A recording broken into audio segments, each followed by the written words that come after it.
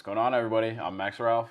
Seth Engle. I am once again wearing the same clothing as the last two podcasts because, again, we recorded these all in a batch because this is a crazy busy week. It's what happens when you are a college student covering a football team that's playing an away game on a Thursday night. It's not the most fun. It's football. But so we're going to talk about like a season preview today. I think I'm just going to preface this by saying I see a lot of different outcomes possible for Penn State this year. I think most of them are pretty good. I think basically what I'm saying is that I think Penn State fans need to kind of temper their expectations for what you can label as a successful season in 2022 for Penn State. Yeah, I think it's unclear kind of what people think of this team right now. I've heard both great, and I've heard also both not so great. Yeah, I think the floor and the ceiling are actually like pretty far apart. I would agree. Just based on how tricky their schedule is and the fact that there are still some major question marks that we went over, in previous episodes. Yeah, go watch them. The offensive line is one of them. The second one is middle linebacker. I mean, those are two areas that, like, if they're not as great as we're, expecting them to be or fans are hoping them to be, like, this team could quickly fall apart. I was gonna say, those are two positions that, like, directly impact winning games. Right. Like, if you don't have a great nickel cornerback, which Penn State does, like, it might not hurt you that much. But if you don't have a great middle linebacker, like, we're a competent offensive line. Right. They're very important positions. Yeah. I mean, we already saw what happened last year with a bad Penn State offensive line. Went 7-6. Not great. They had a good middle linebacker last year. They did. If the offensive line isn't good this year, the middle linebacker is not, if Tyler Elsdon is not, what they hope him to be, things could fall apart very quickly. Yeah. And by very quickly, I mean very quickly because the season is going to start. Yep. With a bang. Thursday night, like you said, at Purdue. Purdue's getting a lot of hype right now. Yeah. I'm not really sure. I mean, Purdue's just one of those teams that kind of just upsets teams, especially early in the year. They had 2 top 3 wins last year. Right. Against Iowa, which should have never been in the top. They should have never been the number 2 team in the nation in the first place. But Iowa and Michigan State, which at least has somewhat of a resume to be a top 5 team last season, I think. Which is just like so random. And then like a few years ago, they absolutely crushed Ohio State like out of nowhere. Purdue is a weird team, especially with Aiden O'Connell at quarterback because like he just kind of came out of nowhere. Like he wasn't even starting at the beginning of last year. Yeah. Then all of a sudden he's throwing for like 500 yards a game. Well, a big reason why he was throwing 500 yards a game is because they have no rushing at all. I mean, we talked about Penn State's issues running the ball last year. We talked about Penn State's issues with the offensive line. Purdue's was so much worse. Yeah, the only team worse than Penn State in the Big Ten was Purdue. And the reason why I like Penn State more than Purdue going into week 1 is because they still have a receiving core too. Purdue luckily had, one of the best receiving cores in the Big Ten last year. David Bell, absolute demon. Their number 2 receiver, Milton Wright, is now not playing this year. Due to, academic, situations. So they're kind of down from their 2 biggest offensive weapons. Yep. And they already have a bad offensive line and no running game. It's like, how does that add up to, to a win against, one of the Big Ten's potential, like, premier defenses? Yeah, I would go on the record. I would be okay with people quoting me and saying that Penn State will have a top 3 defense in the Big Ten this year. Yeah. I'd be okay with people quoting me if that turns out the wrong way. But the other thing is, like, yeah, David Bell's gone. Milton Wright's gone. Their second best tight end got hurt. His name is leaving me right now. They have a strong first tight end with Durham Payne. Garrett Miller is the tight end who went down with a season-ending injury. So you lost 3 of your top 5 or 6 guys last year. We just talked on the last podcast or 2 podcasts ago, that Penn State has 6 wide receivers and then 3 tight ends that will all play significantly this year. Right. So when you're looking at Purdue and you say, oh, you just lost 3 of your top 5 or 6, that's bad. And that's not even talking about, first-round defensive end George Karlaftis, who was one of the best defensive players in the Big Ten. now on the Kansas City Chiefs. The Purdue defense wasn't great last year. They were outside the top 30 in opposing points per game, which as a Big Ten team is not good because most of them are inside of that. Right. Well, and then I watched. I think we watched it together. We were in Tampa for the Outback Bowl, sitting at dinner, watching. I think it was the Music City Bowl. Purdue versus Tennessee. That was disgusting. It was one of the grossest football games I've ever watched in my life. People were just scoring on every single possession. And like if Purdue comes out like that again against Penn State on Thursday, I really think Mitchell Tinsley, Parker Washington, and Keandre Lambert-Smith are just going to tear it up. Yeah. Meanwhile, I don't think you're going to score 60 and 70-yard touchdowns against Kalen King, Joey Porter Jr., Daquan Hardy, Jair Brown, and any combination of Zakee Wheatley, Jalen Reed, and Keaton Ellis. You're just not going to do it. Oh, especially when you don't have your top 2 receivers from a season ago. Right. Another thing I want to highlight here is Penn State's struggles with the offensive line. Ton of question marks with that O-line this year. Couple new faces.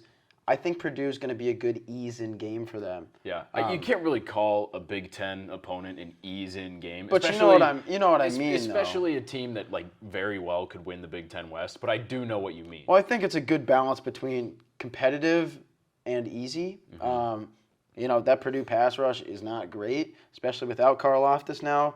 So I really think that's going to be a game that's like you'll kind of answer some of the questions there, right off the bat.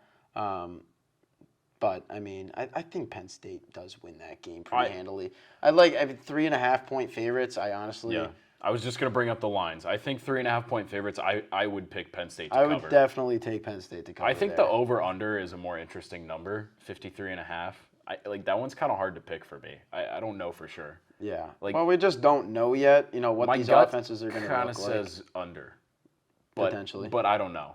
I haven't thought too much on a score, but if I were to go under, I'd kind of I do think the Penn State offense is going to have a good day.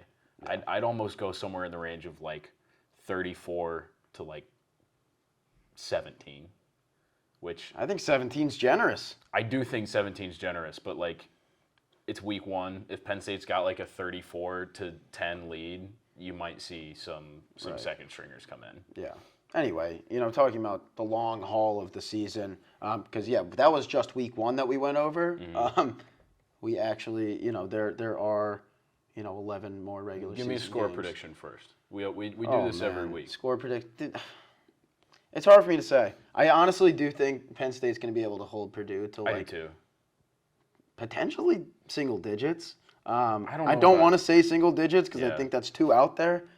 I was gonna say I'm gonna say 14, somewhere in the range of 10 to 14. I don't see Purdue's offense doing that much. I think they are still figuring things out. Mm-hmm. This is a completely new offense. It's not like they just lost David Bell and then they have the next guy step up. Next man mentality, Penn State loves to say, after Jahan Dotson left. It's not like that. They're down. Yeah. They're down bad. They did get some transfers. They got Charlie Moore, who was number 2 on Iowa last year. Yeah. I mean, you got to fill the spot somehow, but he's not it's not like a Mitchell Tinsley pickup. Exactly. Yeah. No, I like Penn State a lot. But yeah, let's talk a little bit more about the season as a whole. I'll just put my record prediction out there. I like Penn State to go 9-3. I think we talked about the floor and ceiling. I think the floor for Penn State, in my opinion, should be 8-4. It might be 7-5. But I could see this team winning 10 games pretty realistically, in all honesty. Here's the way I see it playing out. I think you can chalk Ohio State up as a loss. I'm all in on the Buckeyes this year. I think they are national title contenders as long as you see a little bit of improvement from that defense over last year. The offense is just going to be gross. I agree. So I think it will be a good game. I think Penn State will match up well with Ohio State and play them tough as they always do. But I do think Ohio State wins. You never know. That's why you play the game. But I think there's a loss there, and I think I will not be surprised at all if Penn State loses another game in that 3-game stretch between Michigan, Minnesota, and Ohio State. Right. I mean, we're a long way out from those games. I don't think Michigan's quite as good as they were last year. and Minnesota should be a winnable game, especially in the whiteout. But that's just a really hard 3 weeks. And Yeah. I wouldn't be surprised if 2 games get dropped. Right. Well, that's the heart of the season. I mean, they have a tricky start to the season with facing Purdue, and then 2 weeks later Auburn. Central Michigan shouldn't be slept on, but that 3-game stretch with Michigan, Minnesota, and Ohio State is huge, and Penn State has to win one of those 3 games. Yes. Absolutely has to. Yeah. Michigan losing edge pressure from last year. Jabo's he's gone. Hutchinson's gone. Hutchinson's gone. But that offense I like a lot. The offensive line is strong. I think J.J. McCarthy is pretty cool. I know they're doing a 2 quarterback type thing weird. where they're going to switch it up. That's going to be gone by week 6. They're going to have a true number 1. I think it is going to be J.J. McCarthy. He's more talented than Cade McNamara. Blake Corum, he's going to solidify himself as one of the best running backs in the Big Ten this year. Yeah. And then Ronnie Bell comes back for a 6th year. He was hurt last year for majority of the season. Mm-hmm. He's their number 1. They didn't have last year.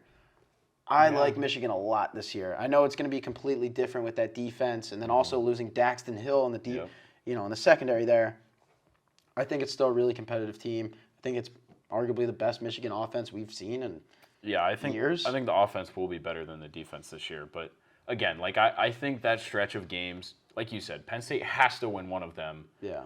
I expect at least 1 loss in that stretch. I do. I mean, I think Ohio State is, like you said, I think that's a pretty clear loss. And I think the receiving core kind of highlights that the most.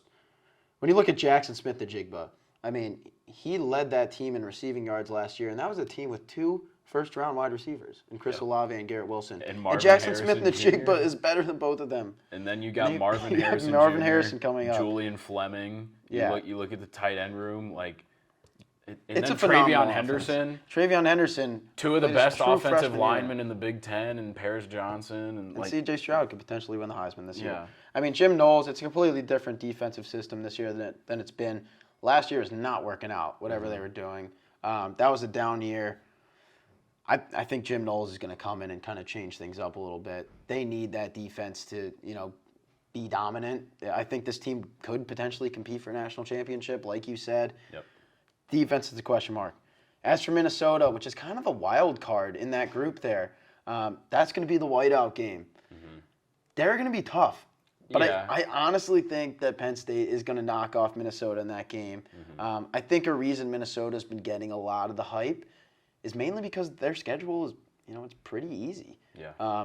Their top 2 Big Ten East teams they faced this year are Penn State and Michigan State. They're not getting a Michigan or Ohio State, who are the top 2 teams in the conference. So that stretch of games, you got to win 1. You hope you win 2 if you're Penn State. So that's where at least one of those losses come from. And I think when I look at it, I think between Auburn, Michigan State, and I kind of threw Minnesota in there, but between Auburn and Michigan State, I would not be surprised to see Penn State lose one of those games. I think they're both very winnable games for Penn State, but it's just it's college football.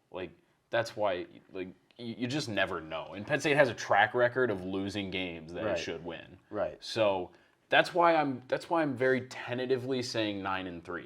Because I think if I looked at the schedule, just on paper, went through it, I think I would predict Penn State to go 10-2. But there's just so many unknowns in college football, and especially the unknowns of the linebacking core and the offensive line. I feel like you just have to have that wiggle room. Yeah. And so that's why I think 9-3 is the most realistic. My prediction's also 9-3. I mean, I think that's fair. Auburn is beatable, but it's at Auburn. Yeah. Michigan State is beatable, but it's Michigan State. We don't know what they're going to look like. That one's at Beaver Stadium, but also it's at the end of Thanksgiving break, so there won't be any students here. Yeah. It's just, I don't know. College football's weird. I want to go back to the ceiling and floor here for them. I think 11-1 is doable. That sounds crazy. Yeah. I think they can win every single game except for Ohio State. I would agree. I think Michigan is the one where I'm teetering on whether it's winnable or not. I think it's winnable. Well, it was winnable last year, and Michigan made the playoffs last year. I think it really just hinges on the offensive line, and Yeah. mostly the offensive line more than anything. And if it's an improved group, I think Michigan's a very winnable game because, like I said, I don't think Michigan's as good as they were last year. I think Penn State's a better team than they were last year, even without Jahan Dotson and Ellis Brooks and Brandon Smith and Jesse Luketa. And then when you take into account Aiden Hutchinson and David Ojabo were just unbelievable in that game. Just so good. They're Caden non-factors this year. Caden Wallace and Rasheed Walker probably still have nightmares about those two. Yeah, well, luckily they've moved on to bigger and better things. Well, Rasheed Walker's still in the same division as Aiden Hutchinson. Well, there you go. But, yeah, maybe we'll face him this year. well, But anyway, so my ceiling is 11-1. My floor, you said 8-4. I say 7-5. I think this season could either be a playoff year for Penn State, or it could be an utter, disaster. They could lose to Purdue. They could lose to Auburn. They could lose to Michigan, Ohio State, Minnesota, and Michigan State.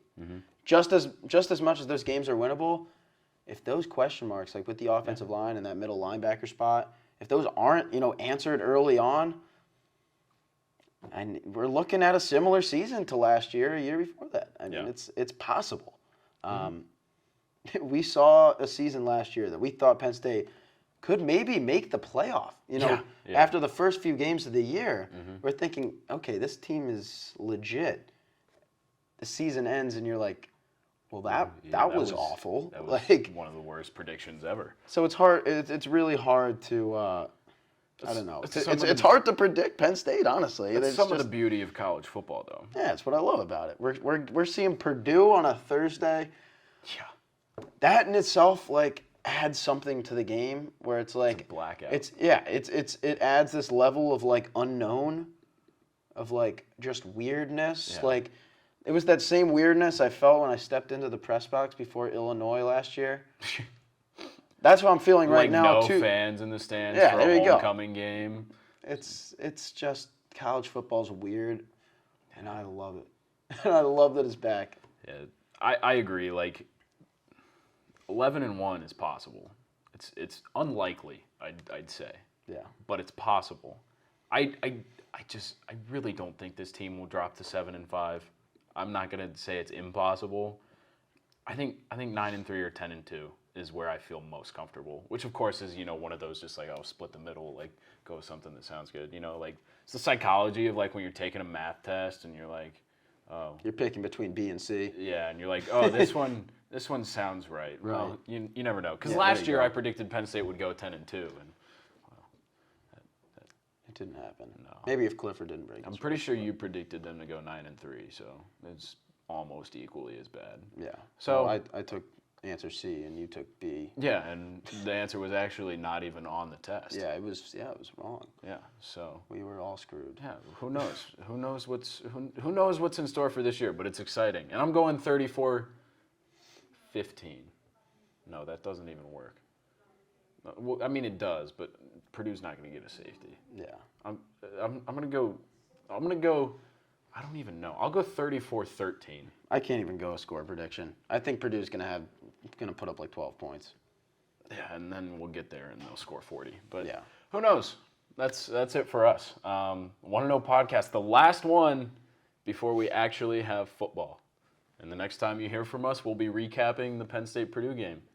Keep tracking with us online at collegian.psu.edu and on Twitter at PSU Footblog and at Want to Know Pod. Peace out.